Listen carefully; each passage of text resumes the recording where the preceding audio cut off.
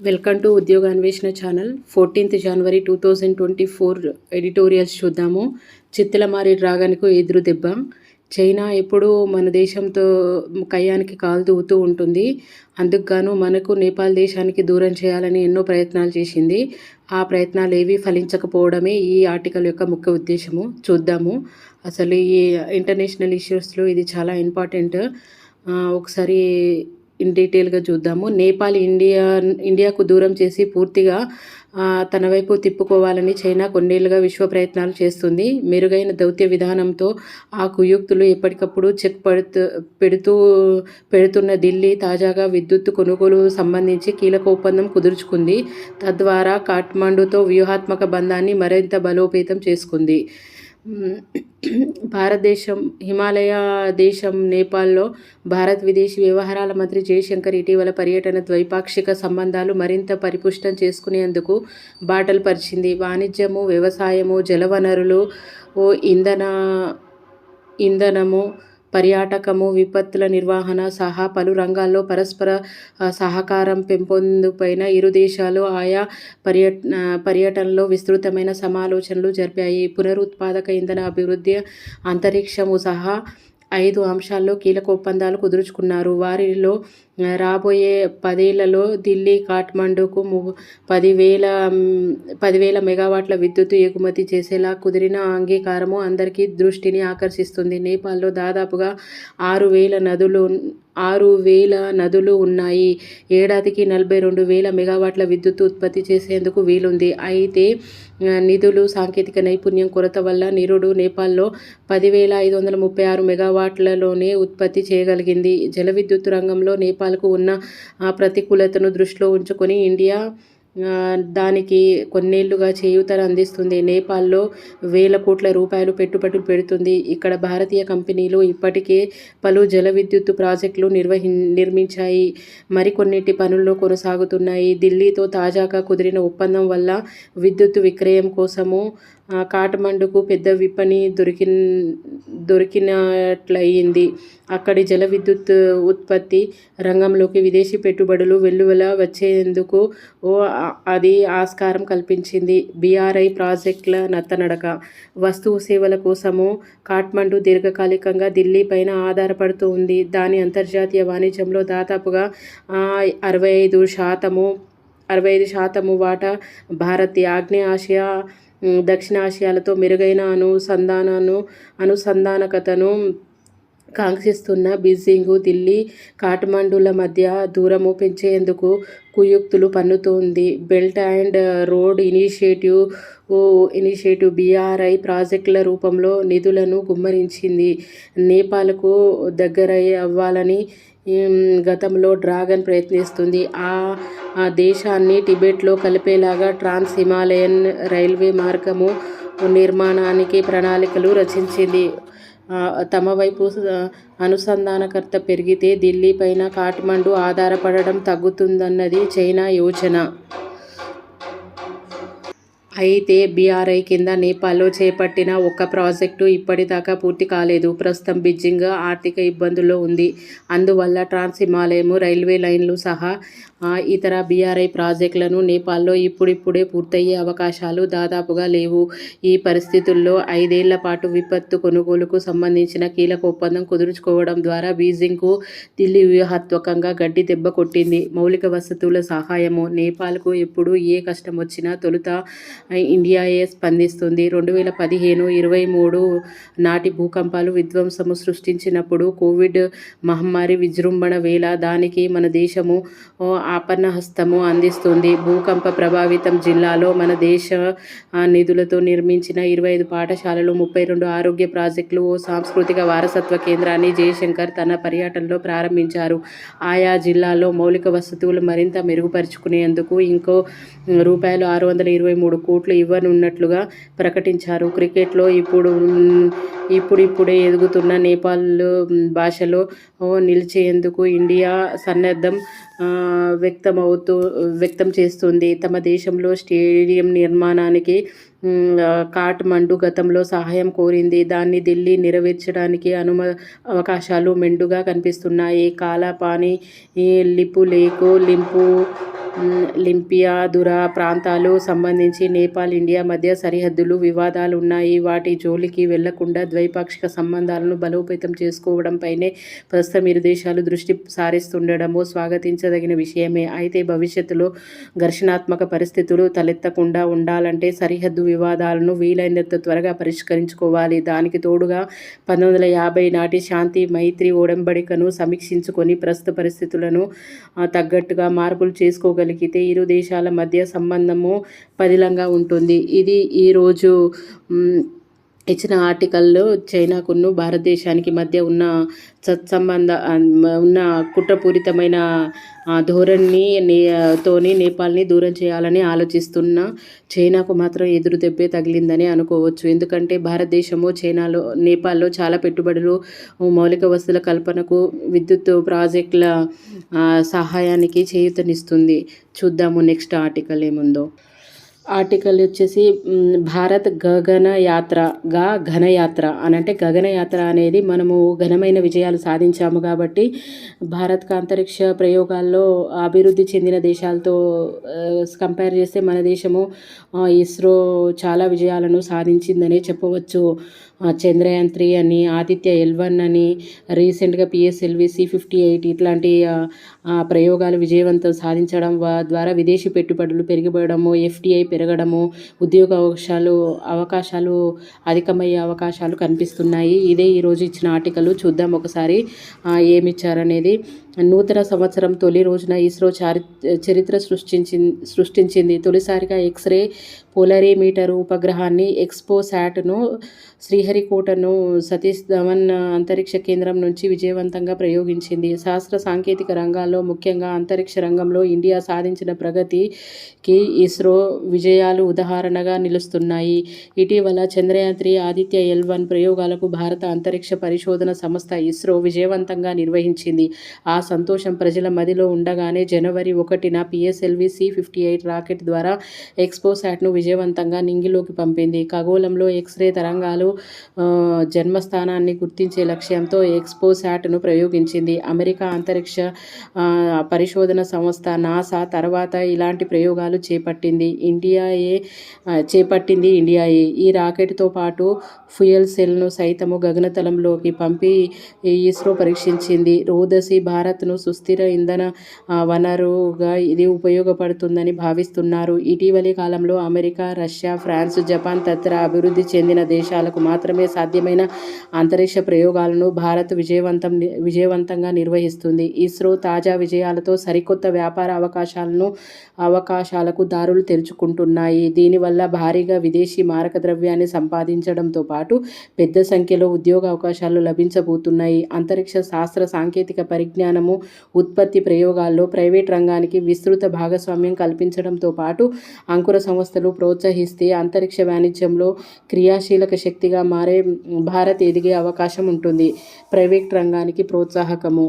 ఇస్రో ప్రయోగాలు గమనిస్తే వైఫల్యాలు తక్కువగా, విజయాలు ఎక్కువగా కనిపిస్తాయి. పైగా చాలా తక్కువ బడ్జెట్లోనే అత్యంత ఖరీదైన ప్రయోగాలను నిర్వహించగల సత్తాను ఇస్రో సొంతం చేసుకుంది. అంతరిక్ష సాంకేతిక పరిజ్ఞానం కోసము ఇతర దేశాలపై ఆధారపడకుండా పూర్తిగా స్వతంత్రంగా ఇస్రో ఎదిగింది. దీనికి వెనుక దాదాపుగా 5 దశాబ్దాల కృషి ఉంది. ప్రస్తుతము చంద్రుడు, సూర్యునిపైన ఏం జరుగుతుంది తెలుసుకుని ప్రయోగాలు చేసే స్థాయికి ఇస్రో ఎదిగింది. 2035 నాటికి అంతరిక్ష కేంద్రానికి ఏర్పాటు చేయాలనే సన్నాహాల్లో నిమగ్నమయ్యింది. 2040 నాటికి చంద్రునిపైన తొలి భారతీయుణ్ణి పంపించాలని, శుక్రగ్రహం కక్షలో ఉపగ్రహాన్ని ప్రయోగించడము, అంగారక గ్రహంపైన దిగడము తదితర పెద్ద లక్ష్యాలను నిర్దేశించుకొని ఇస్రో పనిచేస్తుంది. అంతరిక్ష వాణిజ్యంలో సింహభాగాన్ని కైవసం చేసుకోవడం మరొక ప్రధాన లక్ష్యము. ఇస్రో శక్తి సామర్థ్యాన్ని గుర్తించిన వివిధ దేశాలు తమ ఉపగ్రహాలను అంతరిక్షంలో ప్రవేశపెట్టాలని కోరుతున్నాయి. ప్రస్తుతం భారత అంతరిక్ష ఆర్థిక వ్యవస్థ విలువ $840 కోట్ల. ప్రపంచ అంతరిక్ష ఆర్థిక వ్యవస్థలో మన వాటా 2%. 2020 నాటికి దీన్ని 9% పెంచుకునే అవకాశం ఉంది. ఇవి సుసాధ్యం కావాలంటే ప్రైవేట్ రంగానికి తగిన భాగస్వామ్యం కల్పించాలి. కొంతకాలం క్రితం ఆవిష్కరించిన నూతన అంతరిక్ష విధానం వల్ల ప్రైవేటు రంగము దిగ్గజ సంస్థలు అంతరిక్ష రంగంలో వ్యాపార కార్యకలాపాలు నిర్వహించుకునే అవకాశము కలిగినది. అంతేకాకుండా అంతరిక్ష అంకుర సంస్థలు పెద్ద సంఖ్యలో ఏర్పాటై వివిధ రకాలైన ఉపకరణాలు, సాంకేతిక పరిజ్ఞానాన్ని ఆవిష్కరించడంపై దృష్టి సారిస్తున్నాయి. అయితే భవిష్యత్తు అవసరాలను ఈ సన్నద్ధం సరిపోదు. ముందుగా సమర్థ మానవ వనరులను అభివృద్ధి చేసుకోవాలి. పెద్ద ఎత్తున అంతరిక్ష ప్రయోగాలు చేపట్టడానికి ప్రభుత్వం సరియైన నిధులను కేటాయించాలి. ప్రైవేటు రంగము సైతము పరిశోధన, అభివృద్ధి, అంతరిక్ష ప్రయోగాల్లో క్రియాశీలక పాత్ర పోషించేలా ప్రోత్సహించాలి. అప్పుడే దేశీయ అవసరాలు తీర్చడంతో పాటు అంతర్జాతీయ అంతరిక్ష వాణిజ్య విభాగంలో క్రియాశీలక శక్తిగా ఇండియా ఎదుగుతుంది. అంతరిక్ష నూతన యుద్ధ క్షేత్రం. కొంతకాలంగా అంతరిక్షంలో సైనికీకరణ జరుగుతోందని భారతీయ వైమానిక దళాధిపతి air chief marshal V R Chaudhari ఇటీవల వ్యాఖ్యానించారు. దీనికి తగినట్టుగా ఇండియా రక్షణాత్మక సామర్థ్యాన్ని సమకూర్చుకోవాలని ఆయన స్పష్టం చేశారు. అందుకే తమ వాయుసేనను వాయువు అంతరిక్ష సేనగా మార్చాలని, భవిష్యత్తు అవసరాలకు అనుగుణంగా సిబ్బందిని, ఆయుధ వ్యవస్థలను రూపొందించుకోవాలని వాదన వినిపిస్తూ ఉంది. ఆకాశంలో మినిస్పియర్ అనే ప్రాంతంలో గాలి చాలా తక్కువగా ఉంటుంది. ఆ ప్రాంతము గూఢచార బెలూన్లు, సౌరశక్తితో నడిచే డ్రోన్లు, హైపర్సోనిక్ క్షిపణులకు అనుకూలము. అక్కడ వివిధ దేశాల కార్యకలాపాలు పెరుగుతున్నాయి. అందుకే తదుపరి యుద్ధ క్షేత్రము అంతరిక్షమేనని చైనా బలంగా విశ్వసిస్తుంది. ఈ క్రమంలో డ్రాగన్ దేశము ఇప్పటికే ప్రత్యేక సైనిక వ్యవస్థను అభివృద్ధి చేసుకుంటుంది. ఈ పరిణామాల వల్ల భవిష్యత్తులో అంతరిక్షంలో ఇండియాకు ఎన్ని అవకాశాలు అంది వస్తాయో అంతే స్థాయిలో సవాళ్లు సైతం ఎదురయ్యే ప్రమాదం ఉంది. అందువల్ల చైనా చర్యలకు అడ్డుకట్ట వేసే సత్తా భారత్కు ఉండాలి. అంతర్జాతీయ అంతరిక్ష వాణిజ్యంలో గణనీయమైన వాటాను ఒడిసిపట్టడంతో పాటు దేశ భద్రతకు సంబంధించిన సవాళ్లను కాచుకోవడానికి ఇండియాను సిద్ధం కావాలి. మనకు ఇప్పుడు అంతరిక్షంలో high resolution radar, electro opticals sensor అవసరము. శాటిలైట్ నావిగేషన్ వ్యవస్థలను బలోపేతం చేసుకోవాలి. వీటి కోసమని ఒక స్పష్టమైన ప్రణాళికను రూపొందించుకొని ముందుకు సాగాలి. ఇది అంతరిక్ష యుద్ధానికి మన భారతదేశం తీసుకోవలసిన జాగ్రత్తల గురించి మన ఎయిర్ చీఫ్ మార్షల్ అయిన విఆర్ చౌదరి గారు సూచన.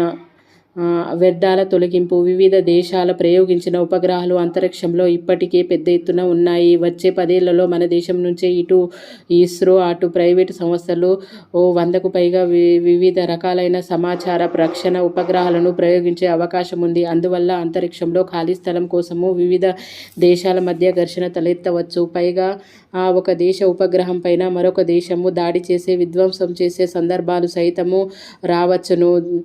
వీటిని నిరోధించేందుకు అన్ని దేశాలు కృషి చేయాలి. ముఖ్యంగా అంతరిక్షంలో కాలం చెల్లిన ఉపగ్రహాలు, రాకెట్లు, విడిభాగాలు తొలగించేలాగా చూడాలి. దీనికి సంబంధించిన వ్యాపారము రాబోయే రోజుల్లో జోరందుకుంటున్న విశ్లేషణలు వినిపిస్తున్నాయి. ప్రపంచవ్యాప్తంగా దీనిని వ్యాపార విలువ 2023లో దాదాపుగా $100 కోట్ల, 2031 నాటికి ఇది $200 కోట్ల చేరుతుందని అంచనా. ఇది వ్యర్థాల తొలగింపు గురించి, మన దేశం యొక్క ఇస్రో యొక్క విజయవంతాల గురించి ఈ ఆర్టికల్లో ఇచ్చారు. ఇది 1-2 సార్లు వినండి. మీకు నచ్చితే ఈ ఛానల్ని లైక్ చేయండి, షేర్ చేయండి, సబ్స్క్రైబ్ చేయండి. ఇది అరాచక శక్తుల అభయారణ్యము. ఒకసారి మీరు ఈ ఆర్టికల్ కావాలంటే చూడండి. బాపూజీ కన్ను తెరిచిన గడ్డపైనే నెత్తుడి నేరగాళ్లు రగిలించిన దుర్ఘటన 2002 సంవత్సరం నాటి గుజరాత్ గోధ్రా మత సంఘర్షణల మారణ హోమము. దీనికి అప్రతిష్ట మూట కట్టుకున్నది. నాటి మతోన్మాద మూక విశృంఖలత్వ యావత్ జాతికి నిశ్చేష్టపరిచింది. అప్పట్లో నిస్సహాయ బాధితురాలుగా ఊరు వాడ మార్మోగిన పేరు బిల్కినీ బానో. బిల్కిస్ బానో. ఆమె కుటుంబానికి ఊచకోత కూసిన కేసులో 11 మందిని క్షమాభిక్ష ప్రసాదిస్తూ గుజరాత్ సర్కారు కనబరిచిన అనుచిత ఔదార్యానికి సర్వోన్నత న్యాయస్థానం ఇటీవల తూర్పారబట్టింది. అడ్డగోలు విడుదలలో గుజరాత్ ప్రభుత్వము అధికార దుర్వినియోగంపైన నిప్పులు చెరిగిన న్యాయపాలిక బిల్కిస్ కేసులో అపరాధుల్ని మళ్లీ జైలుకు పంపాలని తీర్పు చెప్పింది. మత ఘర్షణలో గోధ్రా అడ్డుకున్న తరుణంలో 2012 మార్చి నెల 3వ తేదీన బిల్కిస్ బానో కుటుంబము రాక్షస దాడికి గురైంది. ప్రాణాలు అరచేతిన పట్టుకొని ట్రక్కులో పొరుగురికి పారిపోతున్న ఆ కుటుంబానికి అల్లరి మూకలు వెంబడించాయి. మగవాళ్లను కిరాతకంగా హతమార్చారు. మహిళలపైన అత్యాచారాలకు తెగబడి వారిని చంపేశారు. ఆ రోజున బానో కూతురుతో పాటు మొత్తము 14 మంది కడతేరిపోయారు. 5 నెలల గర్భవతిని కనికరించి వదిలేయాలంటూ కాళ్ల వెళ్లపడిన ఆ అభాగ్యురాల్ని కరుణించలేదు. సామూహిక అత్యాచారానికి పాల్పడి చనిపోయినందుకు గాని వదిలేసిపోయారు. నెత్తుటితో ముద్దగా మిగిలిన ఆ దయనీయమైన దుర్దశ నుంచి నెమ్మదిగా కోలుకొని మానవ మృగాలను జీవితాంతము కటకటాలకు వెనక్కి నెట్టాలన్న పంతమే ఊపిరిగా బిల్కిస్ సుదీర్ఘ పోరాటం చేసింది. 2017లో బాంబే హైకోర్టు 11 మంది యావజ్జీవ కారాగార శిక్ష ఖరారు చేసింది. 5 ఏళ్ల తర్వాత గుజరాత్ ప్రభుత్వంలో ధర్మప్రభువుల అపార దయావతారం దాల్చిన పర్యవసానంగా ఆ నరరూప రాక్షసులను క్షమాభిక్ష పొంది 2022 ఆగస్టులో స్వేచ్ఛాజీవులుగా విడుదలైపోవడము ఇంట బయట ఎందరెందరినో దిగ్భ్రాంత పరిచినది. బిల్కిస్ కేసులో దోషులను విడుదలకు సవాలు చేస్తూ దాఖలైన అర్జీల విచారణ సందర్భంగా నిరుడు ఏప్రిల్లో కేంద్రానికి గుజరాత్ ప్రభుత్వాన్ని సుప్రీంకోర్టు సూటిగా నిగ్గదీసింది. దోషులను ఏ ప్రాతిపదికన శిక్ష తగ్గించారని ప్రశ్నిస్తూ 1500 రోజుల పాటు ఉదారంగా పేరోలు ఎందుకు ఇవ్వాల్సి వచ్చిందని గుజరాత్ సర్కారును గట్టిగా తలంటేసింది. దిద్దుబాటు సంకేతాలను వాడే ప్రస్ఫుటీకరించిన సర్వోన్నత న్యాయస్థానము ఇటీవల చారిత్రాత్మక తీర్పునిచ్చింది. వడ్డించేవాడు మనవాడైతే సామెత చందంగా గ్యాంగ్ రేపు, కర్కశ హత్యలకు పాల్పడ్డ కర్కోటకుల్ని నిక్షేపంగా వదిలిపెట్టిన దుర్రాజకీయాల దుశ్చేష్టలకు చెంపపెట్టు లాంటి న్యాయ నిర్ణయం వెలువడింది. వ్యక్తిగతంగా, కుటుంబపరంగా బిల్కిస్ బానో పట్టి కుదిపేసిన నేరాన్ని అతి పసిష్టి, క్రూర, అనూహ్యపరమైన, భయానక, హింసాత్మకంగా సుప్రీంకోర్టు లోగడే అభివర్ణించే దేశ అత్యున్నత న్యాయస్థానము స్పందనను తోసిపుచ్చుతున్న రీతిగా ఆ ముష్కర మూకను క్షమాభిక్ష కోరుతున్న ప్రభుత్వ వాదన ఎన్ని వక్రోక్తులతో సాగిందో తెలుసా? సుమారుగా 14 ఏళ్ల పాటు జైల్లో గడిపిన వారు అత్యంత అరుదైన నేరానికేమీ పాల్పడలేదట. గుజరాత్ సర్కారు నెలకొల్పిన కమిటీ బిల్కిస్ కేసులో దోషుల సంస్కారవంతులని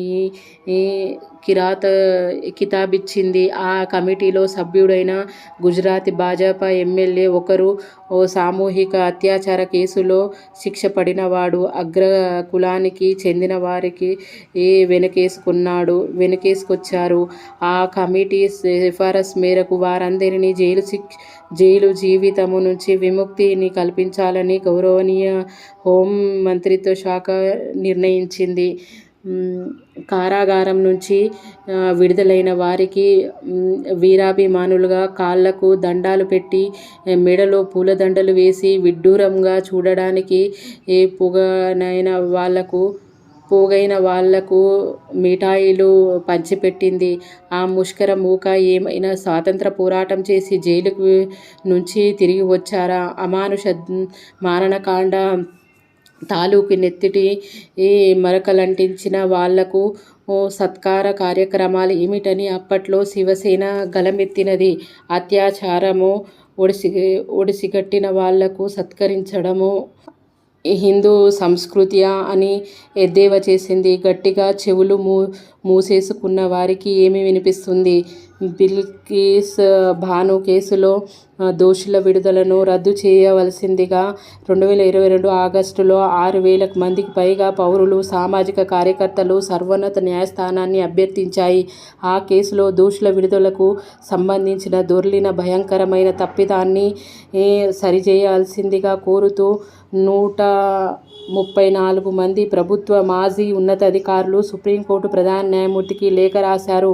ముందు వెనుకలు కానని ఒక రాష్ట్ర ప్రభుత్వము సంకుచిత రాజకీయ ఎజెండా సామాజికంగా ఎంతటి కలకలం రేకెత్తించగలిగిందో ఆ ఉదంతము కళ్లకు కట్టాయి. హేయమైన నేరాలకు పాల్పడిన వారికి ముందస్తుగా విడుదల చేయరాదన్నది 2014 నాటి ప్రభుత్వ శిక్షా తగ్గింపు విధానము స్ఫూర్తిని గుజరాత్ తుంగలో తొక్కిన ఆ కడకు సుప్రీంకోర్టు మణిపూసలాంటి తీర్పునిచ్చింది. దేశంలో న్యాయ వ్యవస్థ వల్ల ప్రజానీకంలో విశ్వసనీయతకు కొత్త ఊపిరులూదింది. బిల్కిస్ బానో కేసులో 11 మంది దోషులు 2 వారాల వ్యవధిలోనే తిరిగి లొంగిపోవాలని సుప్రీంకోర్టు తీర్పిచ్చాక ఆ జాబితాలో 9 ఉన్నట్లుండి అదృశ్యమైపోయారు. గుజరాత్లో దాహోద్ జిల్లాలోని రాందీపూర్, సింగ్వాల్ గ్రామాలకు చెందిన ఆ వ్యక్తులు అప్పటికప్పుడు ఇళ్లకు తాళాలు వేసి ఎక్కడికో వెళ్ళిపోయినట్టుగా స్థానికులు చెబుతున్నారు. బిల్కిస్ కేసులో ఏకైక ప్రత్యక్ష సాక్షి వాళ్లకు ఉరి తీయాలి, లేదంటే జీవితాంతము జైల్లోనే ఉంచాలి అంటున్నారు. ఆ కోరిక ఏనాటికైనా నెరవేరుతుందా? ఇలాంటి కారణాలు వెల్లడించకుండా మరణ, యావజ్జీవ శిక్షల్ని తగ్గించే అవకాశాన్ని కార్యనిర్వాహక ప్రభుత్వము కట్టబెట్టిన క్రిమినల్ చట్టాలకు రాష్ట్రపతి ఇటీవలే మొహరు వేశారు. అది గుజరాత్ తరహా అనుచిత, అసంబద్ధ చొరవ చట్టబద్ధము చేయడమే. ప్రభుత్వాలు ఇష్టారాజ్యంగా వ్యవహరించడానికి ఇలా దారులు పరుస్తూ పోతే తగిన శిక్ష లేని సమాజంలో అరాచక మూతలకు పగ్గాలుంటాయా అనేది ఇది. ఏంటిదనంటే అరాచక శక్తులకు అభయారణ్యం అనేది బిల్కిస్ బానో కేసులో జరిగిన ఒక ఉదంతం, గుజరాత్లో జరిగిన ఒక ఉదంతం గురించి ఇచ్చారు. చూద్దాం నెక్స్ట్ ఆర్టికల్ ఏముందో. ఇది నిండు సంస్కృతికి నిలువుటద్దము, సంక్రాంతి పండుగ గురించి ఇచ్చారు.